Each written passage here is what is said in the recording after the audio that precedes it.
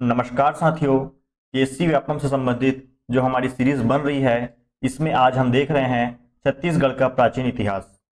छत्तीसगढ़ के प्राचीन इतिहास में आज का हमारा टॉपिक है महाजनपद काल और मौर्य वंश। इसी तरह हमारे और भी अलग अलग टॉपिक पर वीडियो आएंगी और इस तरह हम एक कंप्लीट सीरीज बनाएंगे। तो चलिए शुरू करते हैं। आज का हमारा जो टॉपिक है महाजनपद काल और मौर्य वंश। सबसे पहले हम देखेंगे महाजनपद काल। महाजनपद काल को हम देख रहे हैं और इससे संबंधित जो फैक्ट है वो मैं आपको बताते चलता हूं। देखिए, पहला फैक्ट क्या है। महाजनपद काल से ही भारत का एक व्यवस्थित इतिहास मिलना प्रारंभ हो जाता है। इसके पहले का जो इतिहास है, महाभारत काल, रामायण काल, वैदिक काल, पाषाण युग और बहुत सारे जो काल आते हैं, उनमें एक व्यवस्थित इतिहास देखने को नहीं मिलता। लेकिन जब हम बात करते हैं महाजनपद काल का, तो यहाँ से भारत का एक व्यवस्थित इतिहास मिलने का क्रम शुरू हो जाता है। अगला हम फैक्ट देख रहे हैं, जैन धर्म का जो बुक है, जैन ग्रंथ जो है भगवती सूत्र, जैन ग्रंथ भगवती सूत्र से 16 महाजनपदों का नामोल्लेख मिलता है। मतलब भारत में उस समय 16 महाजनपद हुए थे जिनके नामों का उल्लेख जैन ग्रंथ भगवती सूत्र से हमें मिलता है। तो ये एक इंपॉर्टेंट फैक्ट है। अगला फैक्ट हम देख रहे हैं छत्तीसगढ़ से संबंधित। छत्तीसगढ़ उस समय जो 16 महाजनपद थे उनमें से एक था चेदी। तो छत्तीसगढ़ चेदी महाजनपद का हिस्सा था या चेदी महाजनपद में शामिल था। अगला फैक्ट हमारा है, जो हमारा जो था चेदी महाजनपद, उसकी राजधानी थी सुक्तिमती। और ये जो चेदी महाजनपद था, ये बुंदेलखंड का पठार वो वाला हिस्सा था, उसको हम बोलते थे चेदी महाजनपद।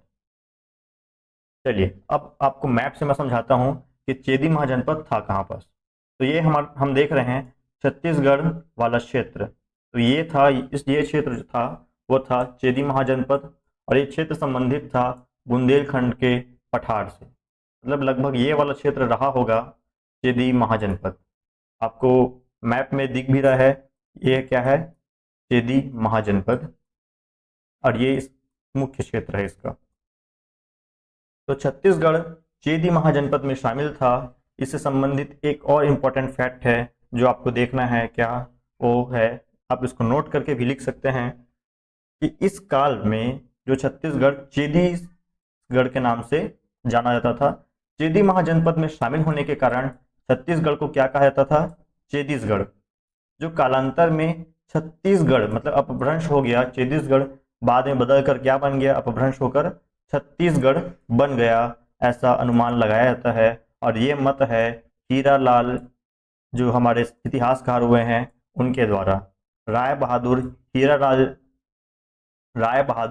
हीरालाल जी द्वारा यह मत रखा गया है कि पुराना चेदीसगढ़ था वही वर्तमान का छत्तीसगढ़ बना है। चलिए आगे हम देखेंगे मौर्य काल। छत्तीसगढ़ में मौर्यकालीन बहुत सारे साक्ष्य प्राप्त हुए हैं। अब ये जो छत्तीसगढ़ में मौर्यकालीन साक्ष्य है या छत्तीसगढ़ में जो मौर्य काल है, उसे मैंने सिंगल पेज में, एक पेज में बहुत शॉर्ट तरीके से और बहुत सटीक तरीके से सिंगल पेज इसका नोट्स बनाया है। अब इस सिंगल पेज नोट्स से ही अगर हम पढ़ेंगे तो हम बार बार बहुत अच्छे तरीके से रिविजन कर पाएंगे। एक्स्ट्रा मैप और एक्स्ट्रा लंबे लंबे पैराग्राफ लिख कर अगर हम चाहें तो रिवीजन कर पाना हमारे लिए कठिन होगा। इसलिए मैंने प्रयास किया है कि सिंगल पेज नोट्स के द्वारा हम इस टॉपिक को कंप्लीट, जो छत्तीसगढ़ से संबंधित मौर्य काल है, उसको कंप्लीट कर लिए। तो चलिए देखते हैं। पहले मैं तो आपको ये 1 पेज जो नोट्स है मेरा वो दिखा देता हूँ। मेरा 1 पेज नोट्स मैंने बनाया है, लेकिन उस पेज को समझने की दृष्टि से मैंने 3 पेज में तोड़ दिया है। ये देख सकते हैं 1, 2 और ये 3 पेज। इन 3 पेज में मैंने इस सिंगल पेज नोट्स को तोड़ा है। तो आप ये भ्रम में ना रहें कि हमको 3 पेज पढ़ना है, आपको वास्तव में 1 पेज ही पढ़ना है, लेकिन मैंने उसको जूम कर दिया है ताकि प्रत्येक स्लाइड में आ जाए। इस कारण वो 3 पेज बना है। ये स्लाइड नंबर 3, स्लाइड नंबर 4 और स्लाइड नंबर 5। लेकिन आपको पढ़ना है, जब आप नोट्स बनाएंगे तो सिंगल पेज में ये आपके आराम से आ जाएगा। तो चलिए शुरू करते हैं। देखिए, मौर्यकालीन इतिहास, मौर्यकालीन छत्तीसगढ़, इसमें हम देखेंगे। देखिए, मौर्यकाल का जो मौर्यकाल शुरू होता है चंद्रगुप्त मौर्य से शुरू होता है। यही क्या थे? मौर्य वंश के संस्थापक थे। तो चंद्रगुप्त मौर्य से संबंधित हमको कुछ फैक्ट याद करने हैं जो छत्तीसगढ़ से संबंधित है। तो सबसे पहला चीज क्या है कि जो चंद्रगुप्त मौर्य का जो साम्राज्य था वो 4 प्रांतों में बटा था। जैसे हमारा जो भारत देश है वो कई राज्यों में बटा है, उसी तरह उन्होंने अपने साम्राज्य को संभालने के लिए 4 प्रांतों में उसको बांट दिया था। और 4 प्रांतों में बांटा था। तो छत्तीसगढ़ जो था हमारा वो किस में आता था? प्राची प्रांत में आता था। इन 4 प्रांतों में हमारा जो छत्तीसगढ़ था वो आता था प्राची प्रांत में। अब देखेंगे प्राची प्रांत था कहाँ पर। तो मान लीजिए ये हमारा क्या है? छत्तीसगढ़ है। तो छत्तीसगढ़ का उत्तरी भाग, मतलब ये वाला जो भाग था, सरगुजा वाला जो भाग था, वो किस में आता था? प्राची प्रांत में, मतलब चंद्रगुप्त मौर्य के साम्राज्य में आता था। लेकिन जो बाकी का हिस्सा था वो किस में आता था? तो वो चंद्रगुप्त मौर्य के साम्राज्य में नहीं आता था, वो किस में आता था? कलिंग में। ये क्या, कौन सा हिस्सा था? ये हमारा कलिंग का हिस्सा था।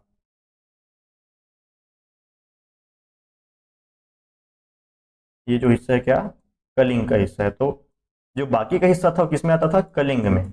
जबकि जो हमारा उत्तर छत्तीसगढ़ का हिस्सा था वो आता था चंद्रगुप्त मौर्य के प्राची प्रांत में। वो 4 प्रांतों में से एक था प्राची प्रांत, उसी में आता था हमारा छत्तीसगढ़ का उत्तरी हिस्सा।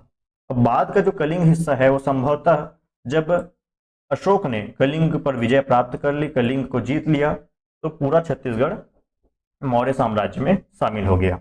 ऐसा हम यस करते हैं, मानते हैं कि बाद में जब अशोक ने कलिंग को भी जीत लिया तो पूरा छत्तीसगढ़ क्या हो गया? मौर्य साम्राज्य में शामिल हो गया। उम्मीद करता हूं मैं आपको मेरी जो नोट्स है समझ में आ रही होगी, मेरी बातें समझ में आ रही होंगी। चलिए आगे हम देखते हैं। चंद्रगुप्त मौर्य के बाद अशोक का काल। अशोक से संबंधित हमारे छत्तीसगढ़ में बहुत सारे फैक्ट मिले हैं। चंद्रगुप्त मौर्य से संबंधित सिर्फ 2 फैक्ट याद रखना है। क्या? जो 4 प्रांत में बांटा था अपने साम्राज्य को, और दूसरा हमारा छत्तीसगढ़ का उत्तरी भाग प्राची प्रांत में आता था। अब जब हम अशोक को देखते हैं तो अशोक से संबंधित बहुत सारे फैक्ट छत्तीसगढ़ में देखने को मिलेंगे, बहुत सारे साक्ष्य देखने को मिलेंगे। उनमें से पहला हम देखते हैं, सिक्कों के बारे में देख लेते हैं। अशोक काल के जो सिक्के छत्तीसगढ़ में प्राप्त होते हैं, तो पहला सिक्का प्राप्त होता है ठठारी से। और ठठारी कहाँ है? शक्ति में। अब इस फैक्ट को आप ऐसे याद कर सकते हैं कि ठठारी शक्ति में है। भाई ठठाना मतलब क्या होता है? डराना, धमकाना, मारना, पीटना। यही क्या होता है? ठठाना। छत्तीसगढ़ी में ठठाना मतलब डराना, धमकाना, मारना, पीटना। ये क्या होता है? ठठाना। तो जिसके पास शक्ति होगी वही तो ठठाएगा। जिसके पास शक्ति है वो दूसरे को ठठा पाएगा, डरा पाएगा, धमका पाएगा। तो ठठारी कहाँ है? शक्ति में। और यहाँ से क्या मिले हैं? चांदी के आहत सिक्के। आहत सिक्कों का मतलब होता है ठोक के बनाया गया सिक्का। 2 प्रकार के सिक्के होते हैं। एक तो आहत मतलब एक सिक्का है, एक उसको स्टैम्प टाइप का किसी पे रखे एक चिन्ह पे और ठोक दिए, उसके निशान पड़ गए उसमें, तो ये क्या हो गया? आहत सिक्का। और दूसरा सिक्का क्या होता है? ढलवा सिक्का या ढाला हुआ सिक्का। तो आहत सिक्के यहाँ से प्राप्त हुए हैं ठठारी से। ठठारी कहाँ है? शक्ति, शक्ति क्षेत्र में है ठठारी। दूसरा देखना है आपको अकलतरा। अकलतरा कहाँ है भाई? जांजगीर चांपा में है क्या? अकलतरा जांजगीर चांपा क्षेत्र में आता है अकलतरा। और अकलतरा से प्राप्त हुए हैं इस काल के सर्वाधिक सिक्के। 256 चांदी के आहत सिक्के प्राप्त हुए हैं अकलतरा से। अकलतरा क्षेत्र कहाँ है? अकलतरा क्षेत्र है जांजगीर चांपा में, और यहाँ से प्राप्त हुए हैं 256 सिक्के। तो ये फैक्ट बहुत ही इंपॉर्टेंट हो जाता है। ये कई बार पूछा भी गया है, ये फैक्ट थोड़ा इंपॉर्टेंट है। क्या? कि अकलतरा क्षेत्र से इस काल के सर्वाधिक सिक्के प्राप्त हुए हैं। 200 कितने सिक्के? 256 सिक्के। अगला हम देखेंगे बार व देवगांव। बार और देवगांव जो क्षेत्र है ये आता है सारंगढ़ जिले में, और यहाँ से 15 चांदी के आहत सिक्के मिले हैं। बार व देवगांव से 15 चांदी के आहत सिक्के मिले हैं, इसको भी हमें याद रखना है। अगला हम देखेंगे रायपुर क्षेत्र के अंतर्गत। अब रायपुर क्षेत्र के अंतर्गत 3 क्षेत्र आते हैं। पहला तारापुर, दूसरा आरंग और तीसरा उड़ेला। तारापुर, आरंग और उड़ेला से भी चांदी के आहत सिक्के मिले हैं, इसको हमें याद रखना है। अब देखिए एक बात और बताता हूं मैं आपको। देखिए जो आरंग है और एक है गुजरा ग्राम। आरंग और गुजरा ग्राम से 1969-70 में रमेंद्रनाथ मिश्र जी ने चांदी के आहत सिक्के खोजे हैं। तो ये क्या है, नवीन खोज है। इससे संबंधित प्रश्न भी बन सकता है। देखिए मैं जूम करके बताता हूं आपको। देखिए आरंग और गुजरा ग्राम से 1969-70 में रमेंद्रनाथ मिश्र जी ने चांदी के आहत सिक्के खोजे हैं। तो ये नवीन खोज है तो थोड़ा इंपॉर्टेंट हो जाता है, तो इसको भी क्या रखना है, ध्यान में रखना है। रमेंद्रनाथ मिश्र ने 1969-70 में आरंग और गुजरा ग्राम से चांदी के आहत सिक्के खोजे हैं। अब देखेंगे मल्हार। मल्हार क्षेत्र कहाँ से आता है, ये बिलासपुर जिले में आता है। तो मल्हार क्षेत्र से तांबे व शीशे के आहत व ढली सिक्के प्राप्त हुए हैं तथा पुरातात्विक वस्तुएं प्राप्त हुई हैं। देखिए मल्हार क्षेत्र क्या है, सिक्कों के मामले में अपवाद है ये। यहां तक क्या था, ठठारी, अकलतरा, बाढ़, देवगांव, तारापुर, आरंग, उड़ेला और गुजरा ग्राम से क्या हो रहे थे, चांदी के आहत सिक्के प्राप्त हो रहे थे। चांदी के सिक्के मिल रहे थे और कैसे सिक्के मिल रहे थे, आहत सिक्के, ठोक कर बनाए हुए सिक्के। जबकि मल्हार क्या है, अपवाद है, थोड़ा सा सिक्कों के मामले में अपवाद है। यहां से क्या हो रहे हैं, यहां से सिक्के मिल रहे हैं, लेकिन कैसे सिक्के मिल रहे हैं, चांदी के नहीं मिल रहे हैं। यहाँ जो सिक्के मिल रहे हैं वो किसके हैं, तांबे व शीशे के। और आहत है क्या, आहत सिक्के भी मिल रहे हैं, लेकिन साथ ही साथ ढली हुई सिक्के भी मिल रहे हैं। तो तांबे और शीशे के सिक्के मिल रहे हैं, साथ ही साथ आहत के साथ ढली हुई भी। मतलब केवल आहत सिक्के नहीं है, ढली हुई सिक्के भी हैं। और चांदी के सिक्के नहीं हैं, तांबे और शीशे के सिक्के हैं। तो मल्हार अपवाद में आ रहा है सिक्कों के मामले में, तो इसको भी ध्यान में रखेंगे। और इसके साथ ही साथ पुरातात्विक वस्तुएं भी मिली हैं मल्हार से। तो सिक्कों में बस इतना ही याद रखना है, इससे ज़्यादा और फैक्ट होंगे, लेकिन ये मुख्य काम के हैं, इससे ज़्यादा याद रखने का कोई विशेष औचित्य नहीं होता। तो ये मुख्य फैक्ट है, इतना अपने को याद रखना है, एग्जाम के लिए इंपॉर्टेंट है। फिर उसके बाद देखते हैं हम क्या, अशोक का लाट। लाट मतलब क्या होता है भाई, लाट मतलब होता है डंडा या स्तंभ, स्तंभ बोल सकते हैं। अशोक का लाट प्राप्त हुआ है कहाँ से, कपाटपुरम से। अब इस फैक्ट को मैं आपको ऐसे याद करा रहा हूँ। देखिए लाट, लाट इसको मान लीजिए क्या है, वास्तविक लाट मतलब होता है स्तंभ, लेकिन लाट किससे संबंधित लग रहा है हमको, लौठी, डंडा। ठीक है, लौठी देखे होंगे आप, जो बांस का बना होता है, अक्सर छत्तीसगढ़ में देखने को मिल जाता है, बांस का ऐसा डंडा जैसा होता है, उसको हम बोल देते हैं लौठी। ठीक है भाई, तो ये लौठी है। लाट को किससे रिलेट कर लेंगे, लौठी से। और लौठी क्या होता है, बांस का बना होता है, लकड़ी का बना होता है। और ये क्या है, कपाटपुरम। कपाट मतलब क्या, दरवाजा। तो दरवाजा भी किससे बनता है, लकड़ी से।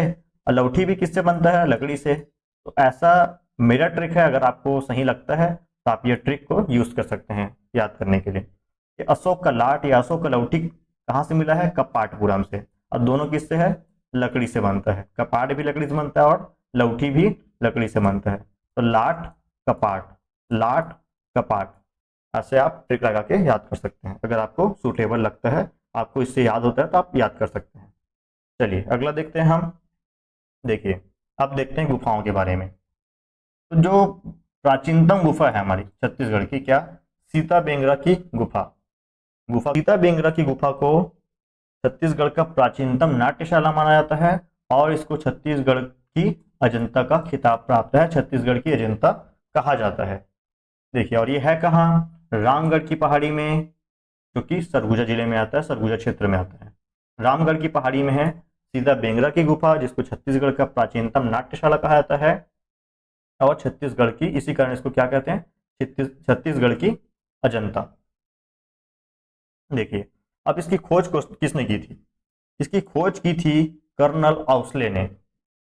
कर्नल आउसले ने इसकी खोज की थी। अब इन्होंने खोजा, लेकिन अध्ययन किसने किया, तो डॉक्टर संतलाल कटारे। डॉक्टर संतलाल कटारे ने क्या किया था, अध्ययन किया था। कर्नल आउसले ने खोजा था, लेकिन अध्ययन किसने किया, संतलाल कटारे जी ने इसका अध्ययन किया। चलिए अब अगला फैक्ट देखते हैं, जोगीमारा की गुफा। देखिए जोगीमारा की गुफा, इसको वरुण देव का मंदिर भी कहा जाता है। अब मैं आपको आगे बताऊंगा कि क्यों कहा जाता है इसको वरुण देव का मंदिर। जोगीमारा की गुफा, या ऑब्लिक कर देंगे यहाँ, क्या वरुण देव का मंदिर, जोगीमारा की गुफा या वरुण देव का मंदिर। ये भी कहाँ है, तो रामगढ़ की पहाड़ी सरगुजा में। बेसिकली क्या है कि जो सीता बिंगरा की गुफा और जोगीमारा की गुफा आसी पास है, आसी पास, एक दूसरे के आसी पास में है। कहाँ है, रामगढ़ की पहाड़ी में स्थित है दोनों। देखिए जो जोगीमारा की गुफा है इसको वरुण देव का मंदिर कहते हैं। इसको फैक्ट का मैं आपको समझा रहा हूँ कैसे, क्यों कहते हैं वरुण देव का मंदिर। इसका उपनाम है या अन्य नाम बोल सकते हैं। यहाँ पर क्या है कि एक देवदासी, देवदासी सुतनुका और देवदीन, जो नर्तक देवदीन, या इसका जो वर्णन मिलता है विलेख में, क्या किस नाम से मिलता है, देवदीन के नाम से इसका वर्णन मिलता है। लेकिन कहीं कहीं पर क्या होता है कि देवदत्त कह दिया जाता है इसी को। लेकिन जो अभिलेखों में इसका जो वर्णन हो किस नाम से है, देवदीन के नाम से है। देवदीन नर्तक और देवदासी सुतनुका, मतलब नर्तकी सुतनुका का यहाँ पर प्रेम का वर्णन मिलता है। इन दोनों के प्रेम का वर्णन मिलता है, मतलब वहां पर लिखा गया है इन दोनों के प्रेम के बारे में। किसके बारे में, सुतनुका और देवदीन के बारे में, देवदासी सुतनुका और देवदीन के बारे में। और देखिए अब मैं आपको फैक्ट यहाँ पर रिलेट करा रहा हूँ। जो देवदासी सुतनुका थी वो किसकी आराधना करती थी, वरुण देव, वरुण देव की आराधना करती थी, या वरुण देव की पुजारन थी मान लीजिए। इसके कारण इसको क्या कहा जाता है, वरुण देव का मंदिर। मतलब जो देवदासी सुतनुका थी वो वरुण देव को समर्पित की थी अपने आप को, मतलब वरुण देव को समर्पित ये गुफा था उनका जहां वो निवास करती थी। तो देवदासी सुतनुका वरुण देव की पुजारन थी, वरुण देव की भक्त थी, और उसका प्रेम था किसके साथ, देवदीन के साथ। तो जोगीमारा की गुफा वरुण देव का मंदिर इसी को कहते हैं। इसका अन्य नाम क्या है, वरुण देव का मंदिर, जिसमें क्या बताया गया है, देवदासी सुतनुका और देवदीन, जिसको कहीं कहीं पर क्या कहा दिया जाता है, देवदत्त, उनके प्रेम का वर्णन किया गया है। अब जो ये लिखा गया है वो किस में लिखा गया है, देखिए जो लिपि है वो क्या है, ब्राह्मी लिपि, और भाषा पाली भाषा का प्रयोग किया गया है।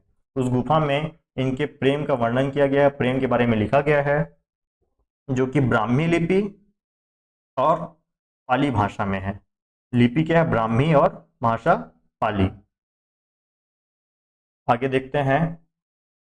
अब जो अंदर में जो गुफा है, जो हमारी गुफा है जोगीमारा की गुफा, इसकी जो तुलना की जाती है किससे की जाती है, अजंता और बाघ के भित्ति चित्रों से इनकी समानता की जाती है, इनकी तुलना की जाती है। किससे, अजंता और बाघ के भित्ति चित्रों से इनकी तुलना की जाती है, इनकी समानता की जाती है। किसकी, जोगीमारा की गुफा की।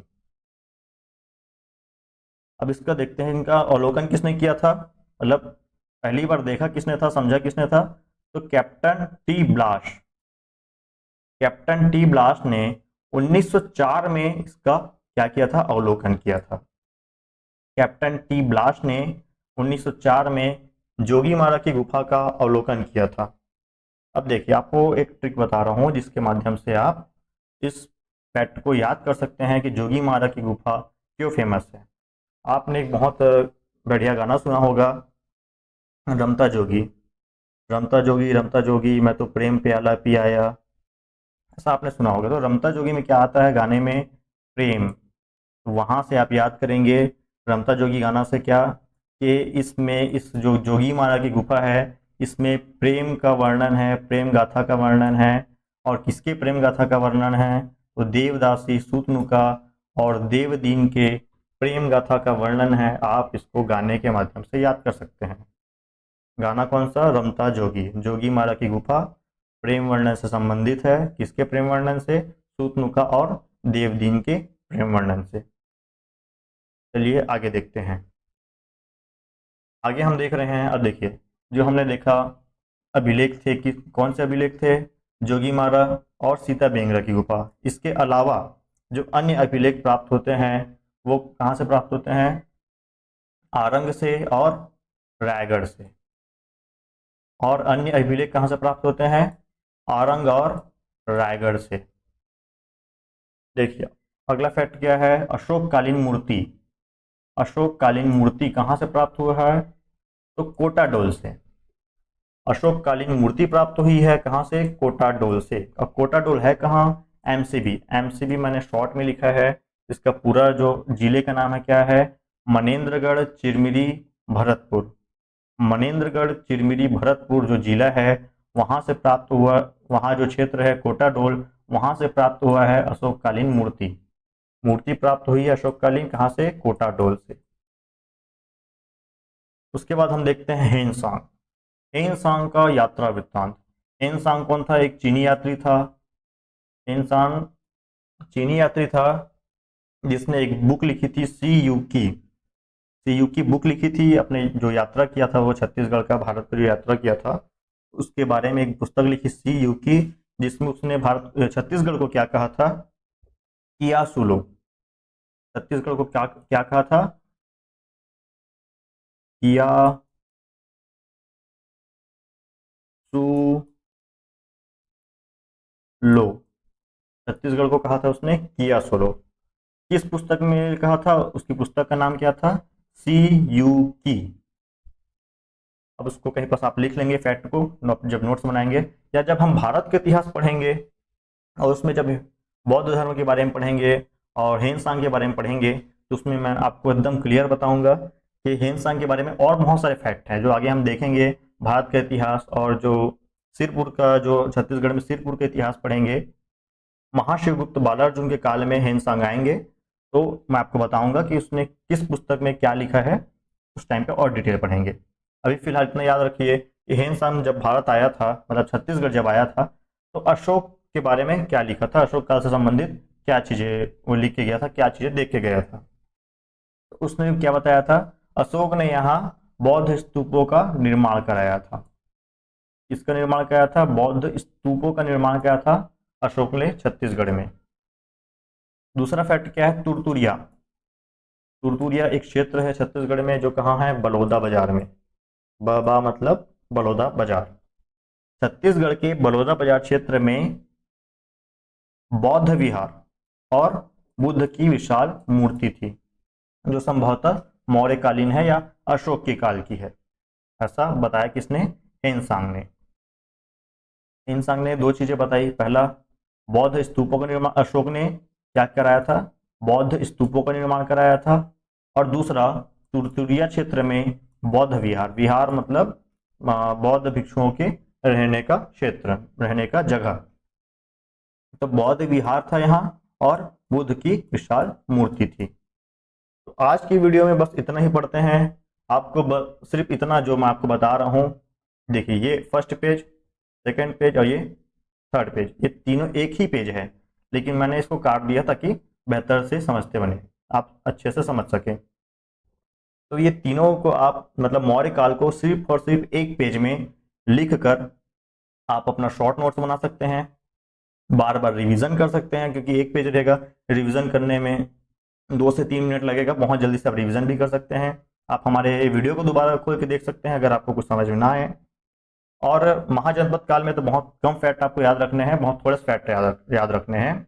और जब बात आती है मौर्य काल की तो आप एक पेज में इसको सिंगल नोट्स बनाकर लिख सकते हैं, बार बार रिवीजन कर सकते हैं।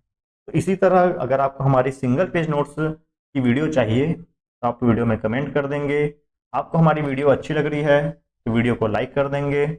और इसी तरह की हमारी बहुत सारी सीरीज आने वाली है, छत्तीसगढ़ के व्यापम, पीएससी से संबंधित, और जो एसएससी वगैरह की तैयारी करते हैं, सेंट्रल की तैयारी करते हैं, उनके लिए इंडियन जीएस और छत्तीसगढ़ का जीएस। अगर आप छत्तीसगढ़ से संबंधित तैयारी करते हैं व्यापम की, पीएससी की, तो छत्तीसगढ़ जीएस आपको देखने को मिलेगा। इसलिए हमारे चैनल को सब्सक्राइब जरूर करें ताकि इसी तरह की बहुत अच्छी वीडियो आपको मिलती रहे और आपकी तैयारी बेहतर होते रहे। तो जल्द ही मिलेंगे किसी नए सीरीज में, किसी नए वीडियो में।